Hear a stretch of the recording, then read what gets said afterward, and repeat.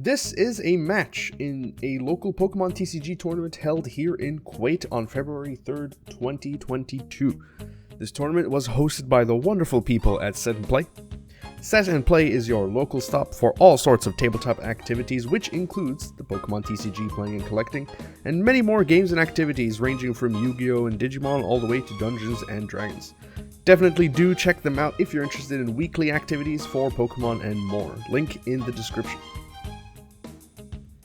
This event was sponsored by Vendito, the local online marketplace connecting all types of sellers and buyers in Kuwait. Vendito is for everyone, for individual sellers with any new or used items to sell, for home businesses selling local items, international brands, and much more. Anyone can become a vendor and start selling on Vendito, and anyone can start shopping and bidding on auctions on Vendito in over 18 plus categories. Definitely do check them out, link also in the description. Welcome to the final match, Game 1, between Mew VMAX and Urshifu/Umbreon Single Strike. Interesting game we have here in that Single Strike is weak. Single Strike Urshifu is weak to Psychic, but Mew is weak to the Umbreon, being Dark type. So, let's get right into it. The game is more in favor of Mew, more likely.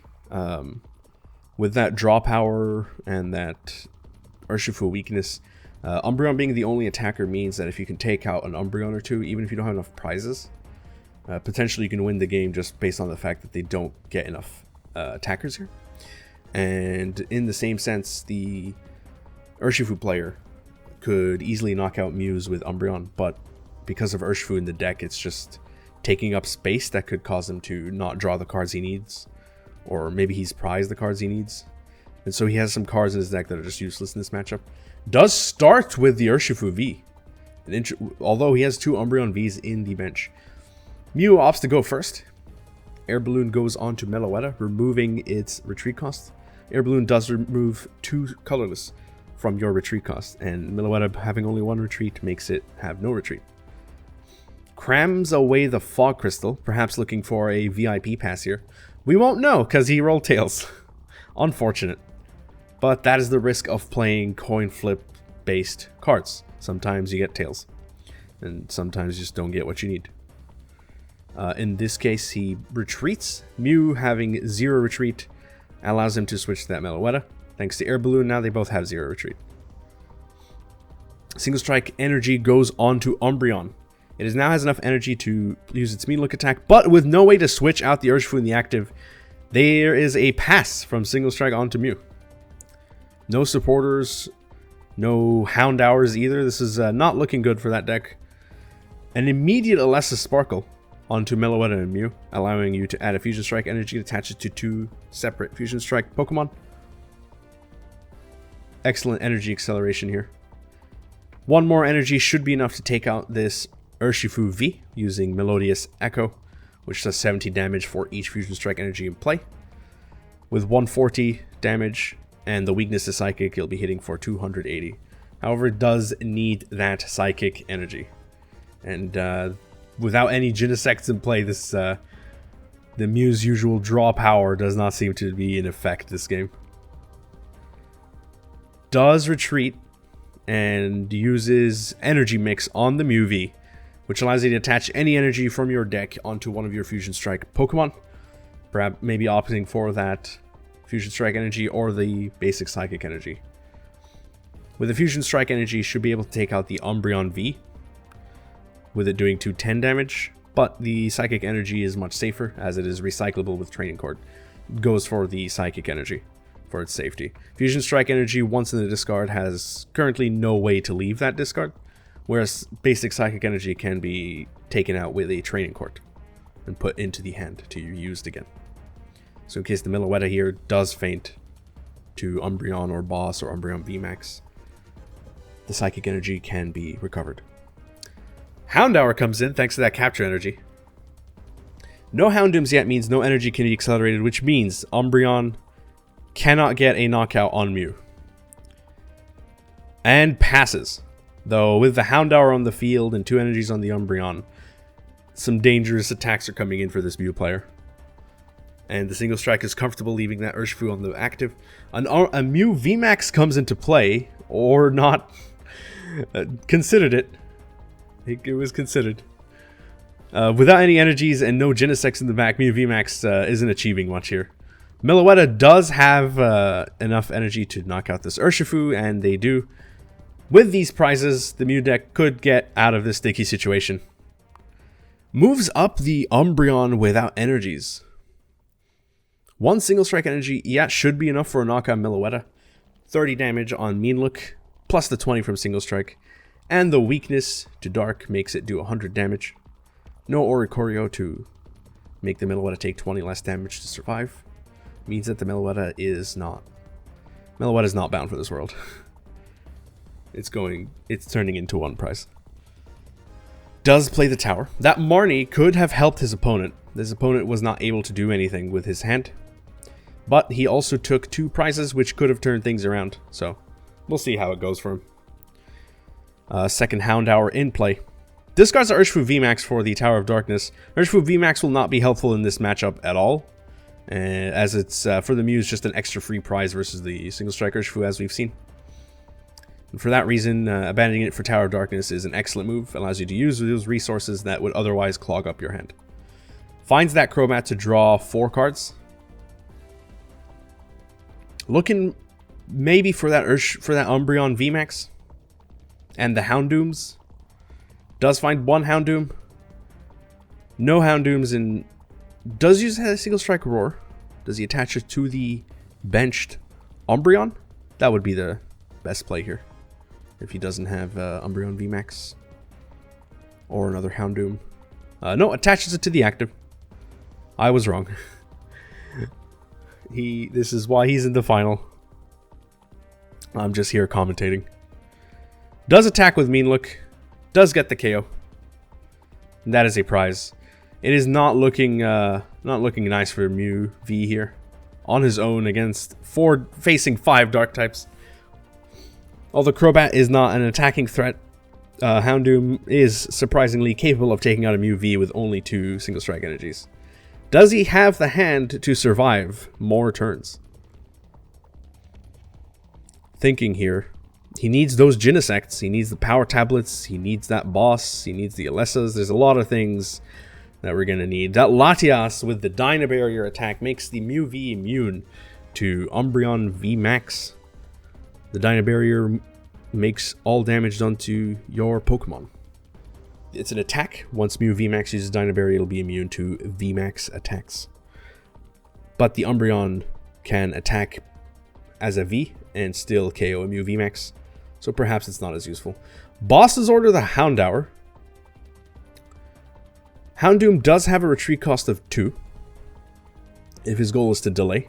But Houndour's HP of 60 means that a Psychic Leap could KO this Houndour. Fog Crystal to find the Mew. A Psychic Leap looks like it is coming. Rotom Phone, interesting move. If he's Psychic Leaping. Tries to find a card here. Definitely. No more cards left in hand. He needs to find that Genesect or a way to get that Genesect. Even Quick Ball wouldn't be useful here since he has no other cards in hand. This is only going to the top of the deck. It's not going into the hand. So with Quick Ball, you'd need 2 more turns, and by then the opponent could easily take 3 prizes or 4 prizes. Puts it at the top. But if he leaps, then there's no. Since he leaped, most likely that card at the top is not a good card. Does get the knockout of Houndour. If it was a Quick Ball, the KO on Houndour would be able to discard the prize should it not be useful. Does get the prize, puts it down immediately. Umbreon can just immediately take some knockouts here.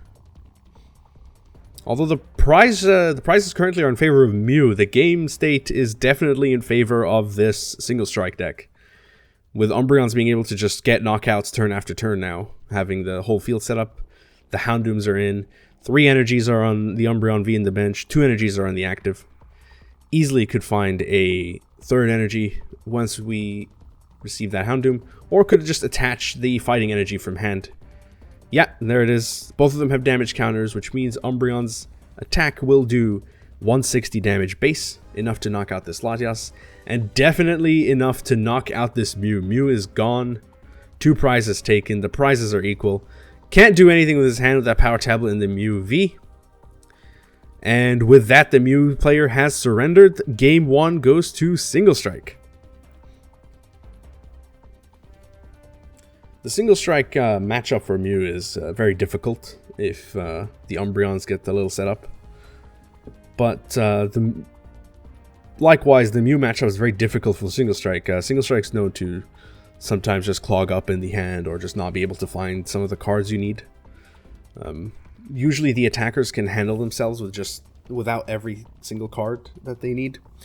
But against Mew, it's far more difficult with the speed at which Mew is capable of setting up and start getting knockouts.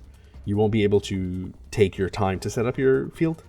But this game, thanks to Mew not being able to do anything for 2-3 turns, the Single Strike side was able to set up, even without early Houndours and early Houndooms.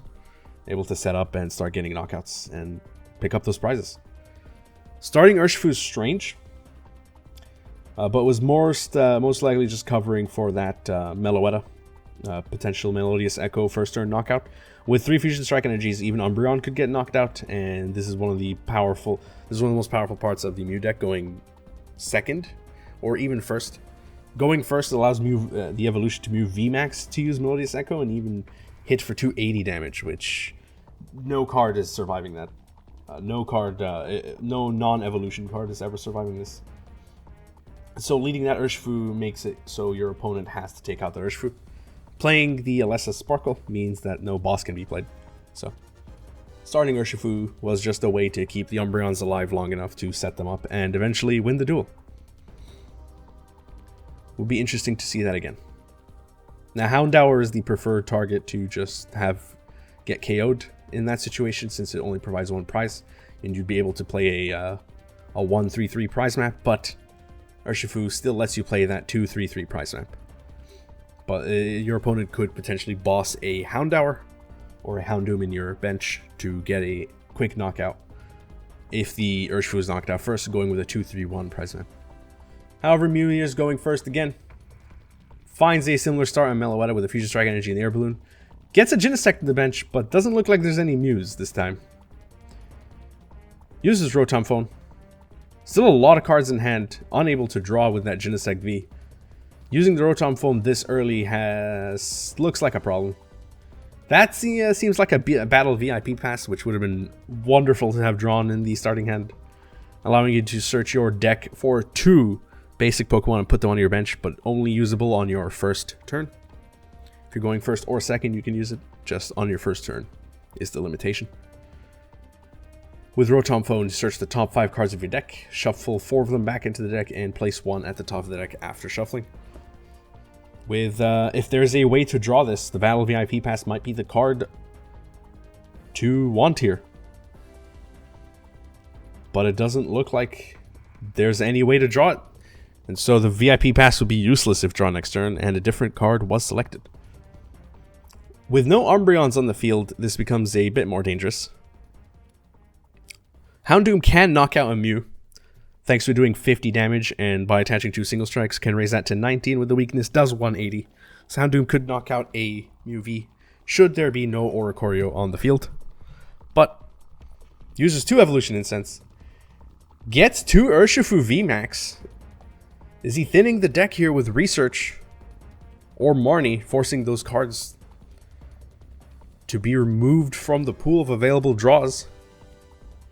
A lot of cards in hand to research, though. Does use the Quick Ball first.